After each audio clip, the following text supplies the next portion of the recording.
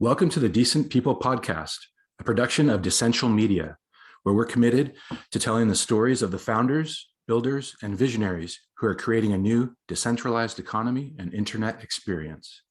You guys know it as Web3 or blockchain, and we're going to bring you the smartest and most interesting people in the space for intimate conversations that reveal their background, how they got into crypto in the first place, and what they're doing today to make a decentralized future a reality.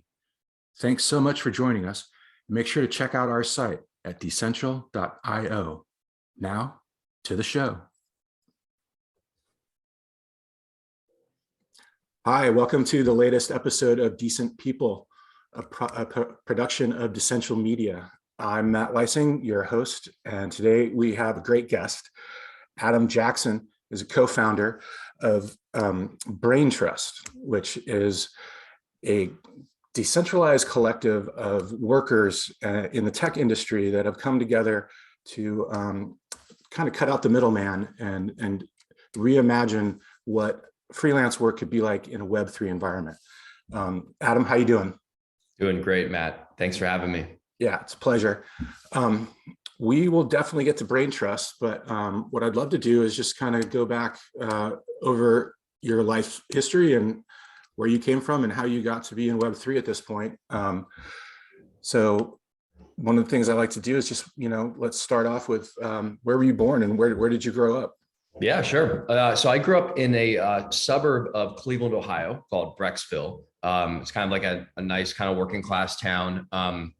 My kind of work history was, when I was, probably 10, 11, 12, I started my own business. In the summer, cutting grass, in the winter, shoveling snow, because those are kind of the two things you can do at that age in Ohio. And then by, I would say like age 13, 14, I was just burned out on outdoor manual labor. And this is like the early 90s. So, computers were starting to come around, the old 8086s, you're lucky if you had a hard drive, but I was really into computers and electronics, and our town had a local computer store. So I just walked in and said, hey, I need a job that's indoors. I can't be outside anymore. The weather in Ohio is just horrific. Yeah. And so they're like, well, we're not hiring. And I said, look, I'll just like take the trash out and clean the toilets or whatever. And they said, yeah, okay, we'll let you do that. And I was just happy to be inside. And then, a couple days in, I got the guys to teach me how to build computers. And that was ended up being my second business all through high school. I built custom PCs for law firms and other small businesses. And, really just fell in love with technology and computers and started programming. And then I went to college. I did computer science at Vanderbilt University, which is in Nashville, Tennessee. Had fun there, learned lots more, database design and things like that, software architecture. And then barely got out of that place with a bachelor's degree. So on all kinds of academic probation. Not a great student, obviously. Yeah. When I was a kid, one of my first jobs was a paper boy.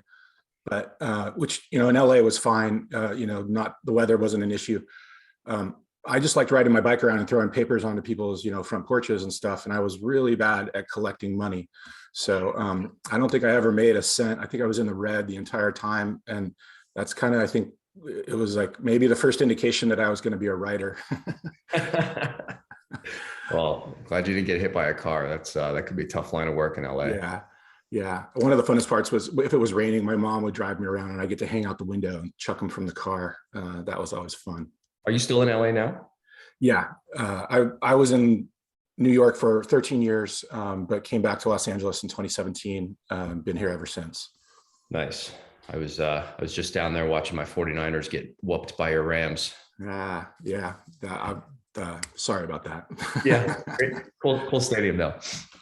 So yeah, anyway, yeah. So after I finished college, I moved out here to the Bay Area. I mean, just north of San Francisco, Marin County. Mm-hmm. And but we just moved here. I was in the city for 15 years or so. And mine is sort of a story of like a computer software person sort of turned entrepreneur. Well, tell me a little bit more about your high school years. You were building computers for your friends. Yeah. What else were you a good student? Did you like school? Did you play sports? What were those years like for you? Bad student, poor athlete. I've always sort of had an issue with authority, and that it's just a deep-seated thing with me. And so the public school system wasn't great for me. I, would skip school as much as I could just hang out in the shop and build computers. And this is back, so custom PC, this is back before like Compaq and Gateway and these like big giants kind of dominated, and Apple was nowhere. And so, you could build a custom computer for a few $1,000s and have a 50% profit margin. So that's really like, that was my outlet. That was my passion. We were, basically dirt poor. So it was those all about like the CRT monitors that weighed as much as you did, right? These were heavy machines, big metal towers, big, huge CRTs. And I'd build them in my shop and then drive them out to, whatever office ordered them. And it was, I loved it. And it was good money. It was always all about making money as a kid. Yeah. So that entrepreneurial spirit was with you from the get-go, it sounds like. And you just didn't want anybody telling you what to do in school or otherwise. 100%. So then that led you to computer science at Vanderbilt? Yeah, I mean, I always loved computers, and I was like, you know what, this is the way out of, this kind of like lower middle class paycheck to paycheck stuff. I was like, professional programmer wasn't really a job yet, but I was like, this seems like a good way to make money, and I'm reasonably good at it. So that's why I chose computer science. What did your parents do? My mom has been a nurse, sort of kind of on and off. And then my dad is a contractor, like basic, like kind of construction business. Cool. So you wanted a path kind of out of there to get a little bit higher up. Yeah, exactly. So are we in the early internet years yet here when you're at Vanderbilt? Yeah. So I got to Vanderbilt in 98. So very much in the early internet years. My dorm room was the first time I'd seen broadband. And it was all about HTML and scripting languages. And that was, I just dove in on that stuff. Was that where you got your first email account at college? No, I actually got my first email account probably in like 94. I actually ran a mail server in my basement. Nice. I was really into SMTP servers for some reason back then, usual kid hobbies. Yeah. I guess I'm a little older than you. So I was at the UC Santa Barbara, and that was my first email account, but that would have been 1991. So, and so as you're going through at Vanderbilt and computer science, were you forming an idea of where you wanted to go, and were you honing in on something, or were you just like, it's fun to be around computers and I like this world? It was, I had no career goals other than stop being poor. That was always the number one goal: stop being poor. I also knew I wanted to move to California. I'd never been to California, but I was like, man, everything good seems to come from there. So I've got to figure it out. And actually LA was my first stop. I moved to West Hollywood right out of school, actually. Yeah, that was a tough time in LA at that point. Early 2000s. Yeah, it was a rough part of town. I actually moved into this house I found on Craigslist in the hills. And it was actually a recording studio where Coolio recorded Fantastic Voyage. And I rented there was like a shitty room on the lower level, that like had leaked and everything. But I got to meet Coolio. He was dating the wrestler China at the time. And I started building websites for them. So wow. That's kind of how I paid the rent. But then I quickly realized, West LA is no place for a young man with no money and $250,000 in student debt. Yeah. Also, there was no tech back then, right? I mean, LA is an amazing tech center now, but not in the early 2000s. So I got the hell out of there and went to San Francisco. And it seemed like, we're also right here into the .com crash, right? How did that influence where you wanted to go? Yeah, so funny story about that too. My first job out of school. So I knew I didn't want to work for a big company. I actually, when I was a sophomore, I flew out to Sunnyvale. Yahoo was recruiting heavily, back in this is 99, 2000.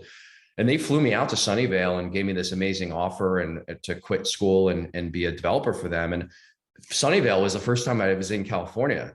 And I was like, what, this place is terrible. I'm like, this isn't California. I'm like, this is a fucking office park. I always loved Sunnyvale because that's where Atari was based. Oh, interesting. And I loved Atari when I was a kid. I was like, right in that Atari age group with asteroids and whatnot. But that I didn't know anything about Sunnyvale at all, except it was in Northern California, and that's where Atari was. So yeah, well, I was expecting, Malibu and Santa Monica, and Sunnyvale is not anything like those places. So I turned the job down. Anyway, so the job I got out of school, I knew I didn't want to work for a big company. So I found this guy who had started pets.com and toys.com in the Web 1 wave, and made a ton of money, and is just a brilliant entrepreneur. And I was like, holy shit, this is going to be a great job. And it just turned out like, after you make all that money, like you're just not as motivated to like, hit the grand slam again. And so I was like kind of waiting for the next grand slam. And, it was just, that was not the place for me. He's a great guy. Brilliant. So did you actually work for pets.com? No, it had imploded by then. So I was working for the founder that had started it. And, but it was all, I was in his incubator basically. And, it was, I just missed that window on that first boom and bust cycle. Did it, I think one of the interesting things about blockchain and, where we are today is I think a lot of people were influenced by the financial crisis of 2008 and sort of seeing maybe the next decade of their work career sort of evaporate. Was there a parallel to that in the .com crash when you were back in San Francisco in those days when everything had sort of just, like you said, imploded? Yeah, I mean, I got there as like right after the bomb went off, and it's like, I didn't have the context I probably should have. I was walking around, I was like, wow, this is an amazing city. Like when I got to San Francisco, I'm like, why is everyone so bummed out? But it was actually a really pleasant time to be in San Francisco. Like a lot of people had left, so rents were low, probably like what it is now, except there wasn't rampant crime and drug use in the streets. But it was like, it sort of returned to its creative roots. It was my interpretation. So I went and lived in the Presidio and got some roommates and, just like enjoyed my 20s in San Francisco, being a freelance developer and like just loving the city. And it was, it was before that kind of second wave started cranking up. Yeah, I was there then too. I went to UC Berkeley for grad school for journalism, and I was about to graduate. I'd gotten an internship with the Financial Times in San Francisco, and I was hoping to turn that into a job with them. And then the .com boom, crashed. They put a hiring freeze out. And so I was kind of left high and dry. But you're right. I remember the thing I most remember was the traffic between like Palo Alto and San Francisco. It used to be brutal, and then it just disappeared. You could just like fly down, what is it, the 280 or whatever, like in like 20 minutes. And yeah. So so then you also, looking at your resume, you started getting into, I guess it's like Web 2 kind of advertising, online sales. And can you tell me a little bit about that experience? Yeah, for sure. So, I mean, this was my game plan when I got to San Francisco. I was about $250,000 in student debt, and like Vanderbilt was charging me like 12% or something. But by the way, like that school and many others, they're just banks that happen to have tax-free academic zones on their property. Like fucking scam, total fuck. That's amazing. God. That degree didn't do shit for me. Anyone who asked me about Vanderbilt, I tell them, don't go there, don't go anywhere, but definitely don't go there. Total waste. And so I was like, had this boot on my neck of student debt. And I was barely making the interest payments on it. So I set up shop in the Presidio and started freelance programming. And this will kind of, lead to what I'm doing now with Braintrust. But so my day job was getting gigs to program. I was a PHP developer. I was building shopping carts for e-commerce. So I built like Reef sandals. I don't know if you remember Reef sandals. Yeah. They had a bottle opener on the bottom of them. You take your shoe off and open a beer with your disgusting shoe and put it back on. So I built. I have a pair of Reef flip flops. So yeah, I'm right there with you. And so I built the first e-commerce site for them. So that was my day job, was a freelance developer. But I realized like I'm never going to dig out at this rate. I was like, back then programmers weren't paid as well as they are now. So it was, I was doing okay, but, and then at night I would try to think of ideas like to start web enabled businesses that could have a little more scalable revenue. And so that was my night job. And so my first one, I built a bunch of stuff that didn't work and a bunch of garbage nobody wanted. But my first one that got traction was this local shopping website called marketsquare.com. And basically I would take my little binder and walk up Union Street, down Chestnut Street, up Polk Street in San Francisco, and go to the small businesses and say, hey, would you like me to make you a website to use internet traffic to drive foot traffic? And none of them had websites back then. This is 2003, 2004.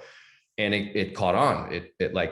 We were the first ones to get local SEO, and so that finally got me out of the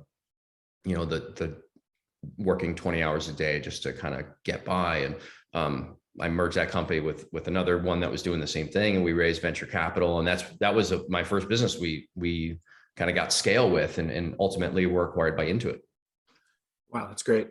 And then did you have you seen parallels with you were kind of on the Web 1 sort of side of things there, when things are still pretty much decentralized, like you were going around and building websites for people. And then Web 2 came in, where there were a lot bigger companies and kind of monopolized that space. And as we'll get to, started taking rents out on people and being in middleman position. But do you see a parallel between the Web 1 experience you had back then in the early online advertising days and just e-commerce days to the Web 3 moment we're in now? Absolutely. I mean, think about it like a sine wave, right? Web 1 was all about the power of the individual, the small business, right? As you just said, there was no big aggregation yet. And then Web 2, Yelp comes in and just chokes everybody to death, right? And now if you're a small business, forget having your own website, Yelp ranks above you for your own business name, right? And they're famous rank collectors, bullshit website. And then that's Web 2, right? Just choking the value away from everybody and consolidating into large public companies. And Web 3 is that untangling again, right? It's all about the individual. It's all about owning the value you create on the internet, owning your own identity, owning your own data, owning the way you make a living, right? That is the essence of Web 3.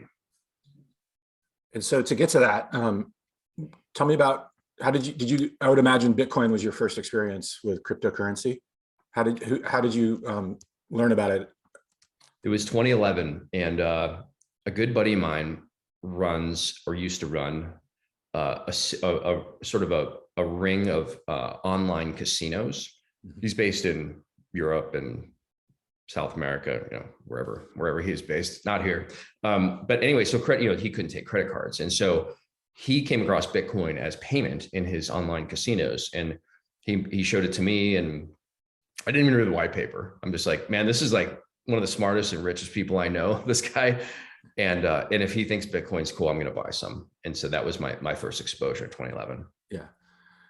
Was there a point where you got into the technology and understood the sort of the breakthrough of blockchain and decentralized, like a trustless basically market?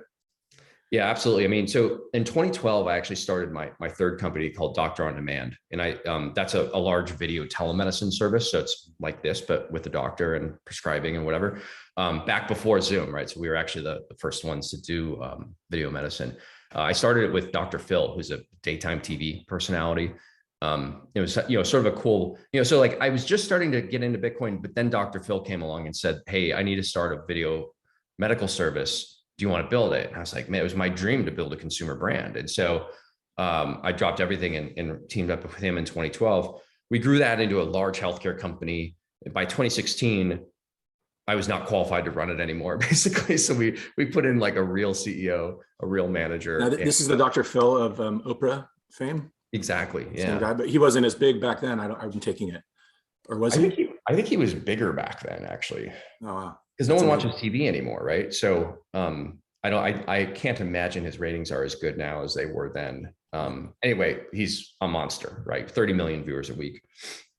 And so that was a part of how we grew that business. But when I unwound my day-to-day role, Dr. On Demand, in 2016, that's when I went full on head over heels. I participated in the Ethereum crowd sale, was in the Binance crowd sale, a bunch of other crowd sales for stuff that didn't work as well. And that's when I really became obsessed with the technology. What was there a moment where you a lot of people loved Bitcoin, but then when they saw what Ethereum enabled, really kind of had a light bulb moment? Was it something like that for you, or tell me 100%. about? 100%. When I wrote my first smart contract and minted my first ERC20 token, my head exploded. I mean, I couldn't believe Bitcoin is great, right? And I love it. I own it. I think it's amazing. I think it'll become the world's reserve currency someday. All of those things, but it's not Turing complete, right? It's not. I know they can bolt shit onto it or whatever, but like ERC20 changed the world, right? And I know you have the amazing interview with Vitalik. Like, to me, that changed everything for me. The part of my imagination it captured was these tokens can replace shares of stock as value capture and control instruments, and that could fundamentally change the way people organize for work, right? That was the thing that got stuck in my head, and to this day is a brightly burning torch. Yeah, it's amazing. A totally new way of capital formation. That's decentralized, and So was that the sort of spark that led to Braintrust? Eventually, yeah. So I started just buying every token I could find personally, and I've been an angel investor for a long time, and then became solely focused on crypto angel investing. This is 2016, 2017. Then in late 2017, I teamed up with a couple buddies, Martin Green and Jay Posner, to start a digital asset management firm called Cambrian. And three of us started Cambrian, and we have very different backgrounds. I'm a software guy and an entrepreneur. The two of them are financial wizards and traders and really skilled portfolio managers. So we started this Cambrian, and I wrote a paper back then called The Ownership Economy. I didn't publish it. I just wrote it for myself. And it was basically contemplated this idea of, Web 2 networks are so extractive, so capital intensive. There's like they unlocked amazing value in society, but they had a bunch of downsides. Think about the Web 2 playbook. It was like raise billions of dollars, use that money to subsidize one or both sides of the marketplace. If you're lucky enough or good enough or both, you get liquidity in that marketplace, and you come out the other end a fully investor-owned network, and those investors then need a return on their capital, rightfully so. No problem with that, right? Yeah, I love capital, but where's that return come from? The rake, higher and higher fees, extract more and more value to, so when you do that, you erode your own network effects, right? You create misaligned incentives between the owner operator of the network and the folks who make their living on that network, whether it's a Yelp restaurant or an Uber driver or an Upwork worker, Fiverr worker, whatever. And so this thesis I wrote called User-Owned Economy contemplated a better way. This is before we had the term Web3, but I thought, why not invert that playbook? So raise a little bit of money, build software that can essentially reward the community for building the network, right? Grow supply, curate supply, grow demand, onboard demand. And instead of hiring 50,000 people to grow supply and demand, you have software do it, and then the software rewards those people for their contributions programmatically. There's where the token comes in, right? Yeah. And so what you do, so you cut out the raise billions part, and you cut out the now we need a high rake to pay the investors back part, right? You change those things. What does that do? Well, it brings fees down to nothing. Awesome. Which means bigger transactions can touch your market.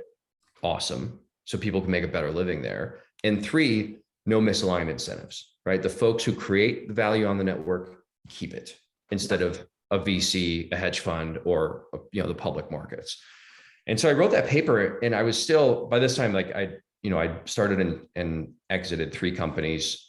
I was a grizzled entrepreneur, and I thought I was done operating businesses, and I thought I was just a full-time investor. And this paper I wrote was an investment thesis.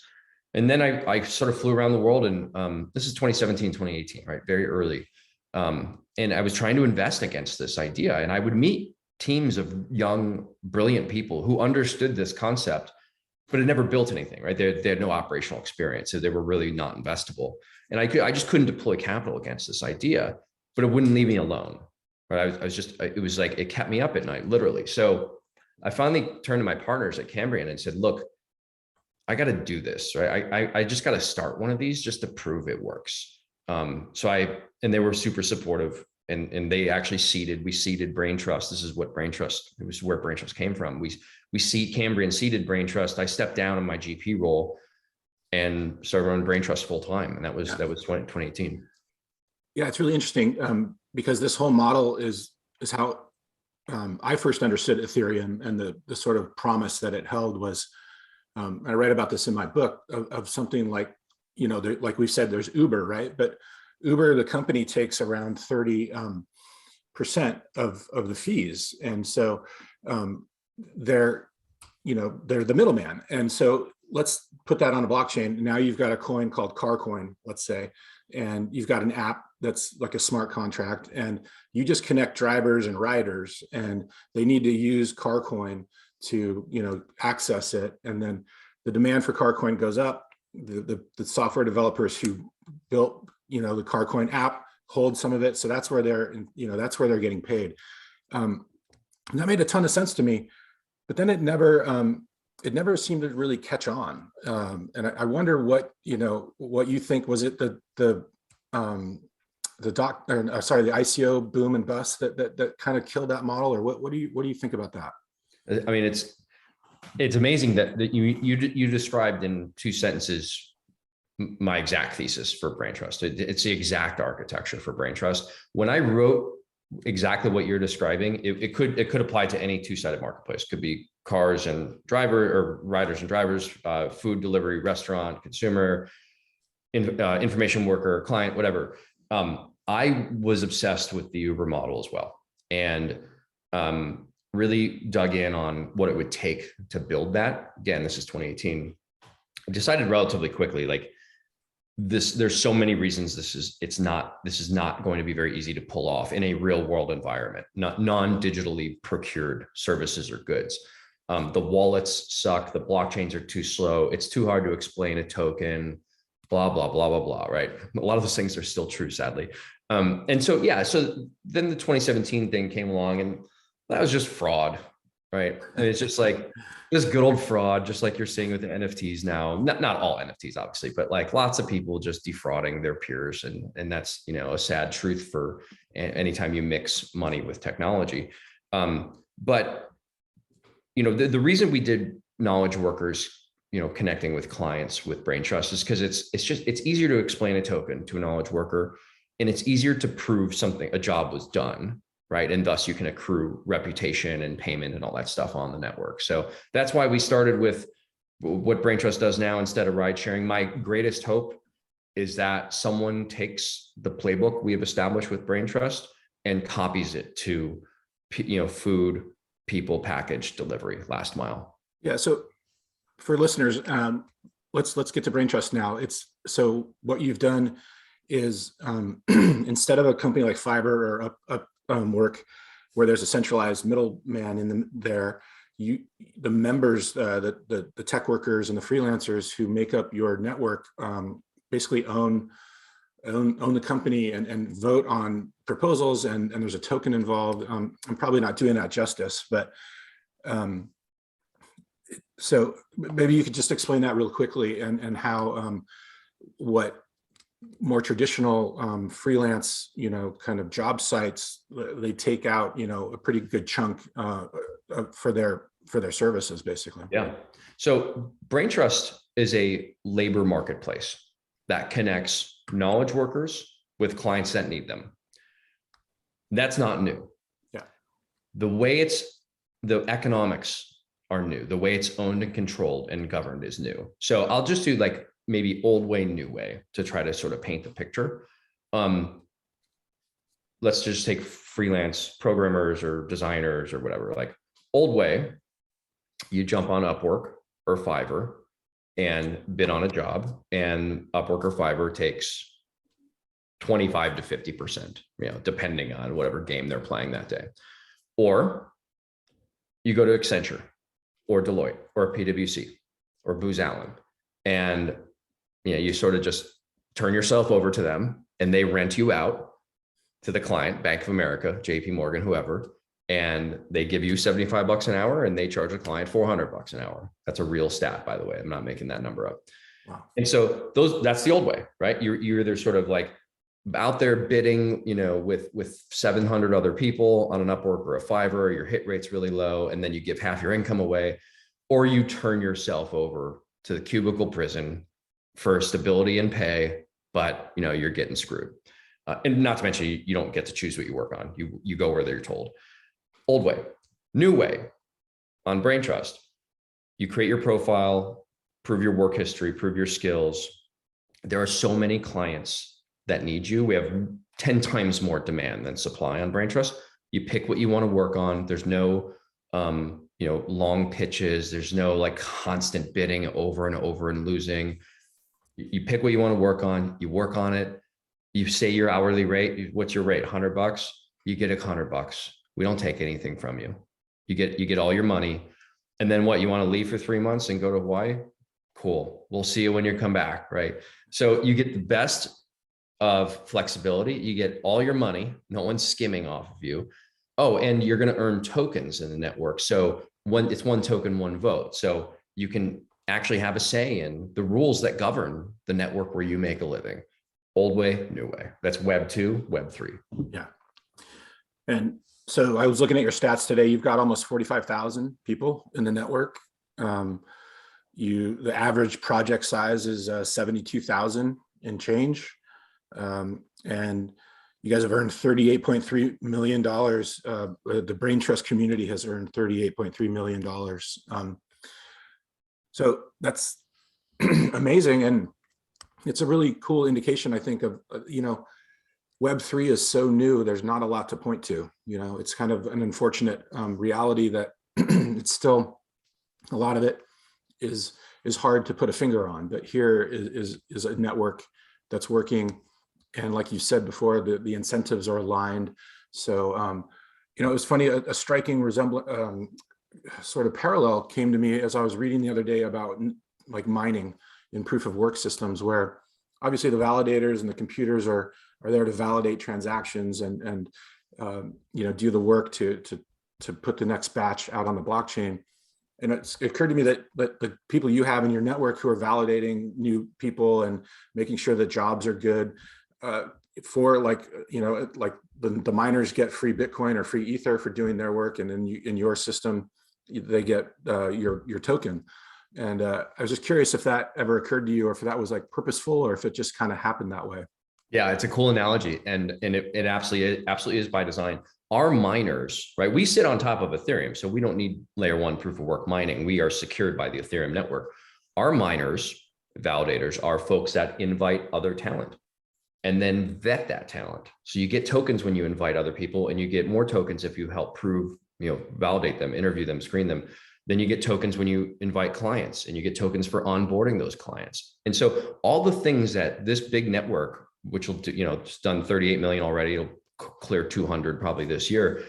All the things that we would have hired tens of thousands of employees for, we just have the community do it. And in exchange, they earn tokens, and those tokens represent ownership and control in the network where they make their living. Yeah. It's a fascinating model. And like you said, I really think it seems ripe for other industries and other services.